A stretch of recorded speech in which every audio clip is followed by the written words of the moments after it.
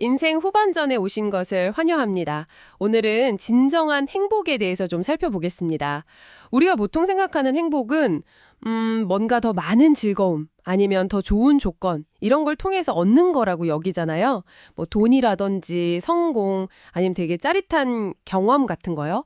그런 걸 막 쫓아가면 언젠가는 행복해지겠지 하고 믿는 거죠. 그런데 오늘 저희가 같이 볼 글은요. 이런 생각이 어쩌면 우리를 행복에서 더 멀어지게 할 수도 있다. 이렇게 이야기를 해요. 진정한 행복은 뭘 더 가지려는 게 아니라 오히려 마음의 짐 같은 걸 좀 덜어내는 과정. 그러니까 괴로움이 없는 상태를 지향하는 데서 온다고 하거든요. 이거 상당히 흥미로운 관점인데요. 자, 그래서 이 글을 보면서 우리가 행복에 대해 흔히 좀 오해하는 게 뭔지, 그리고 이 괴로움 없는 상태라는 게 구체적으로 뭘 말하는지, 또 어떻게 그 길로 갈 수 있을지 한번 같이 깊이 파고 들어가 보죠. 어쩌면 여러분의 행복에 대한 생각을 좀 새롭게 할 그런 계기가 될 수도 있을 것 같습니다. 먼저 우리가 되게 중요하게 여기는 거 있잖아요. 즐거움. 이게 왜 오히려 괴로움을 낳는다는 건지 글의 주장을 좀 더 자세히 들여다봐야 할 것 같아요. 네, 맞아요. 이 글에서는 우리가 보통 추구하는 즐거움들, 예를 들면 돈, 성공, 뭐 다른 사람들의 인정 같은 것들이요. 이게 사실은 괴로움의 씨앗이 될 수 있다고 분석하고 있어요. 이런 걸 얻으려는 욕망은 자연스럽게 거기에 대한 집착으로 이어지기가 쉽고요. 아, 집착이요? 네, 이 집착이 마음속에 어떤 기대를 만들어내거든요. 뭐 예를 들면 내가 이만큼 노력했으니까 당연히 이 정도 결과는 따라와야 하는 거 아니야? 와 같은 그런 생각들이죠. 근데 뭐 아시다시피 현실이라는 게 늘 우리 기대대로만 흘러가지는 않잖아요. 그렇죠. 그게 문제죠. 즐거움을 향한 마음이 기대를 만들고 그 기대가 깨지면서 괴로움이 온다. 이 연결고리가 되게 흥미롭네요. 그래서 그 배고픈 쥐가 눈앞에 쥐약을 보고 저것 좀 먹게 해주세요 하고 비는 것 같다는 비유를 들었는데 와, 이게 상당히 좀 강렬하게 와닿더라고요. 그렇죠. 그 비유가 참 적절한 것 같아요. 즐거움이라는 미끼에 눈이 멀어서 결국 자기한테 해가 되는 걸 막 갈망하는 우리 모습을 딱 꼬집는 거죠. 당장의 그 달콤함에 빠져서 이게 나중에는 자신을 파괴할 독이 될 수도 있다는 걸 못 보는 그런 어리석음을 지적하는 거고요. 이런 식으로 외부 조건에 행복을 거는 태도의 한계를 보여주는 사례로 그 호주에서 7년 살다가 온 청년 이야기도 나오잖아요. 네네, 그 이야기 봤어요. 그 청년은 호주에서는 자기가 노력하면 그만큼 보상도 주어지고 뭐 미래를 그릴 수 있었다 이렇게 느꼈는데 한국 현실은 그렇지 않아서 괴롭다는 거예요. 그러니까 내가 노력하면 거기에 상응하는 경제적 대가가 따라와야 한다는 자기만의 기대가 있었던 거죠. 근데 한국이라는 다른 현실에서는 그게 잘 충족이 안 되니까 세상 참 차갑다 이렇게 느끼는 거고요. 여기서 글이 딱 짚어주는 관점의 전환이 참 인상 깊었어요. 세상이 차가운 게 아니라 내가 차갑게 느끼는 것일 수 있다. 우리는 보통 상황이 기대랑 다르면 막 외부 환경 탓하고 세상 탓하기 쉬운데 어쩌면 문제의 진짜 뿌리는 세상이 아니라 그 세상을 바라보는 나의 기대 자체에 있을 수도 있다는 거네요. 맞습니다. 정확해요. 행복의 기준을 내 안에서 찾는 게 아니라 자꾸 외부 조건, 뭐 다른 사람 평판이라든지 물질적인 성취 같은 데 두는 한 우리는 끊임없이 남하고 비교하게 되고요. 또 기대에 못 미치는 현실 때문에 실망하고 그러면서 괴로움이라는 감정의 굴레에서 벗어나기가 참 어렵다는 그런 통찰인 거죠. 결국 즐거움을 쫓는 행위 자체가 어쩌면 우리를 외부 조건의 노예로 만들 수 있다는 그런 경고로도 읽을 수 있습니다. 세상을 탓하기 전에 내 안의 기대를 먼저 좀 들여다봐야 한다. 이 말이군요.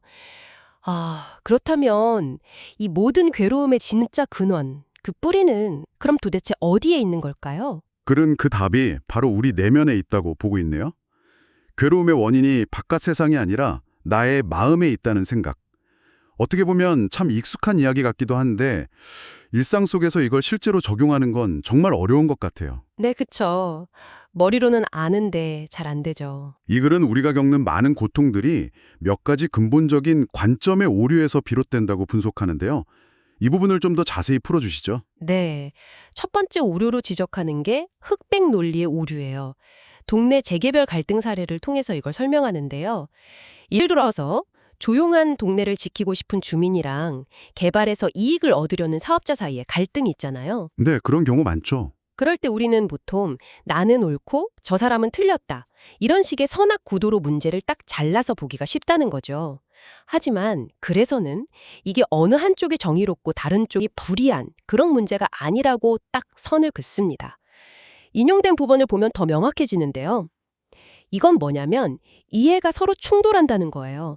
나는 옳고 그 사람은 틀리거나 나는 바르고 그 사람은 잘못된 게 아니고 이해관계가 충돌한다 이렇게 말할 수 있단 말이야. 괘씸한 입에 옳고 그름의 문제가 아니라 서로 원하는 게 다른 이해관계의 충돌로 봐야 한다는 거예요. 아, 그렇군요. 그러니까 누가 맞냐 편리냐 이 프레임에서 벗어나서 그냥 서로 원하는 게 다르구나. 이렇게 관점을 바꾸면 불필요한 분노나 미움에 막 에너지를 쏟는 대신에 좀 더 현실적인 해결책을 찾는 데 집중할 수 있겠다. 이런 의미로 받아들여지네요. 그럼 두 번째 오류는 어떤 건가요? 두 번째는 원인 전가의 오류인데요. 특히 인간관계에서 느끼는 고통이 상대방 때문이 아니라 사실은 내 마음에서 비롯된다는 점을 강조해요. 그 딸과의 갈등으로 힘들어하는 어머니 사례가 나오잖아요. 네네, 기억나요. 딸이 내 방에서 좀 나가줘 라고 하면 어머니는 거기에 감정적으로 확 반응해서 그럼 너도 내 집에서 나가 이렇게 맞서는 상황이죠. 근데 그래서는 이 문제 해결책이 딸을 바꾸는 데 있는 게 아니라고 아주 분명히 말해요.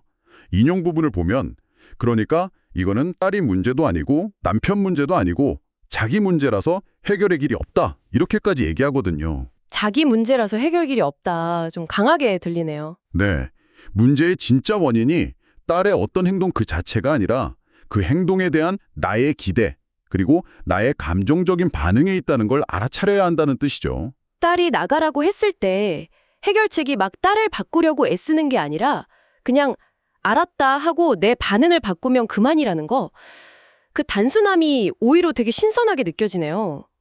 근데 이게 말처럼 쉽지는 않을 것 같은데 그 어려움의 근본 원인도 결국 또 내 안의 기대나 집착이랑 연결되는 걸까요? 네, 그럴 가능성이 높죠. 그리고 세 번째 오류는 바로 책임 회피의 오류입니다. 책임 회피요? 네, 자신의 문제를 자꾸 다른 사람이나 외부 상황 탓으로 돌리려는 경향을 말하는 거예요.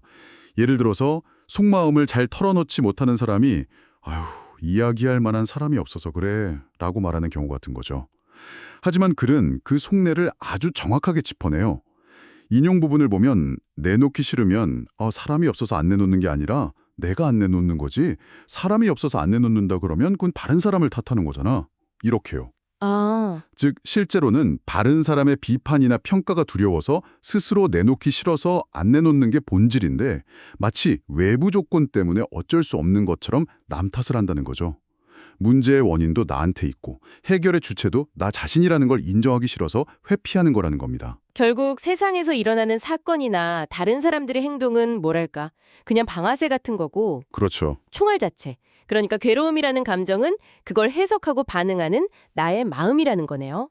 와, 모든 문제의 열쇠가 내 손에 쥐어져 있다는 걸 알았다면 이제 그 열쇠를 어떻게 써야 할까요? 괴로움에서 벗어나는 구체적인 마음 사용법. 그게 정말 궁금해지네요. 괴로움의 뿌리가 내 안에 있다는 걸 이해했다면 이제 그럼 괴로움이 없는 상태로 나아가기 위한 구체적인 방법을 살펴볼 차례인 것 같습니다. 그래서 핵심으로 제시하는 게 내려놓음 그리고 받아들임 이 두 가지인데요. 이게 단순히 그냥 포기하거나 체념하라는 그런 수동적인 의미는 아니라고 하죠. 네, 절대 아니죠. 오히려 현실을 아주 명확하게 직시하고 삶의 주도권을 온전히 되찾는 굉장히 적극적이고 능동적인 지혜라고 설명하고 있어요. 내려놓음에 대해서 설명할 때 그 뜨거운 불덩어리 비유를 사용하는데 이게 아주 직관적이에요. 아, 네. 그 비유 기억나요. 그래서는 이렇게 말하잖아요. 여기 뜨거운 불덩어리를 쥐고 있어. 손이 뜨거워. 뜨거워. 어떻게 놓습니까? 뜨거운 줄 알면 어떻게 놓는다. 그냥 놓는다. 이건 방법이 아니에요. 그냥 놓는다. 네. 여기서 방아착이라는 말, 즉 내려놓음이라는 건 글자 그대로 그냥 내려놓는다. 잡고 있는 걸 놓는다는 의미잖아요. 괴로운 줄 알면 뭐 특별한 방법이나 기술 같은 거 없이 그냥 놓는다는 거죠. 이걸 놓아야겠다. 이렇게 막 의지적으로 결심하거나 방법을 찾는 그 마음 자체가 아직 그걸 꽉 쥐고 있다는 증거라는 거예요. 아, 내려놓는 방법을 묻는 것 자체가 아직 놓지 못했다는 반증이다. 이 말이군요. 이게 어떤 의지나 결단의 문제가 아니라 괴로움의 본질을 아는 것, 그러니까 자각의 결과로 그냥 자연스럽게 일어나는 행동이라는 해석이네요. 이어서 삶의 주체성을 회복하는 부분도 좀 비슷한 맥락에서 설명되는 거죠. 아침에 일어나기 싫은 마음, 그걸 예로 들었던데요. 맞습니다. 우리는 종종 일어나고는 싶은데 몸이 안 따라줘서 못 일어난다 이렇게 생각하잖아요. 그렇죠. 맨날 그러죠. 근데 그래서는 그 본질이 못하는 게 아니라 사실은 안 하는 거라고 딱 지적해요. 인용된 표현을 그대로 빌리자면 못 일어나는 게 아니고 몸이 말을 안 들어서 못 일어나는 게 아니라 본질은 일어나기 싫어서 안 일어나는 거다라고요. 일어나기 싫어서 안 일어나는 거다. 네, 이 본질을 딱 꿰뚫어 보면 선택권이 나에게 돌아오는 거예요. 일어나기 싫어서 안 일어나는 선택을 내가 했다면 그 결과로 따라오는 것들. 그래서는 이걸 과보라고 표현하는데요. 과보요? 네, 어떤 원인에 따른 결과적인 책임이죠. 예를 들면 지각해서 상사한테 꾸중을 듣는다거나 하는 거예요.